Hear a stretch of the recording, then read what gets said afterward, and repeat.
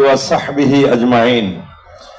ইসলামী যুব আন্দোলন কর্তৃক আয়োজিত ঐতিহাসিক এই মহাসমাবেশের সম্মানিত সভাপতি, এই মহাসমাবেশের প্রধান আকর্ষণ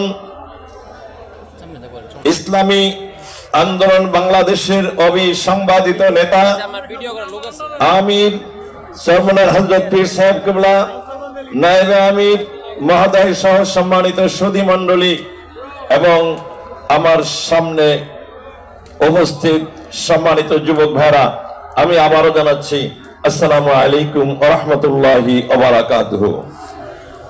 আজকে এই মহাসমাবেশে আমি দীপ্ত কণ্ঠে ঘোষণা করতে চাই যে আগামীর বাংলাদেশ ইসলামী আন্দোলনের বাংলাদেশ।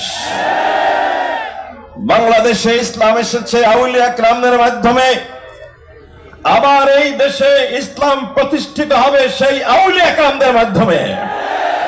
বাংলাদেশে শরিয়াত এবং ইলমে মারিফাত উভয়ের সমন্বয়ে রাজনৈতিক দল হিসাবে ইসলামী আন্দোলন বাংলাদেশের কোনো বিকল্প নাই।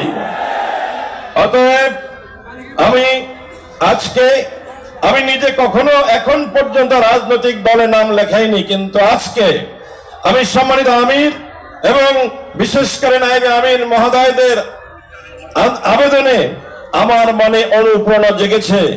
ইনশাআল্লাহ মোকামিয়া দরবারের মাহফিলে 26শে ফেব্রুয়ারি নায়েবে আমির মহোদয় যাবেন, ওই দিন বিশাল ঘোষণা হবে ইনশাআল্লাহ। সম্মানিত ভাইরা, আজকে এই বাংলাদেশ ইসলামী আন্দোলনের বাংলাদেশ, এটা আমার মনে দৃঢ় বিশ্বাস। কারণ আজকের এই সমাবেশে আমি উপস্থিত পেয়েছি হিন্দু, বৌদ্ধ, খ্রিস্টান সহ সমগ্র রাজনৈতিক দলদের।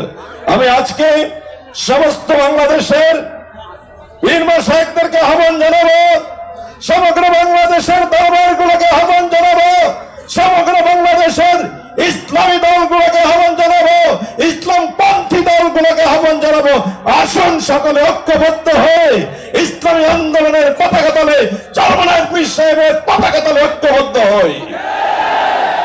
আজকে এই মহাসমাবেশে আমার যুবক ভাইদের কাছে একটি আহ্বান, আগামীর বাংলাদেশ ইসলামী বাংলাদেশ গঠন করতে যুব সমাবেশের অনেক ভূমিকা রয়েছে।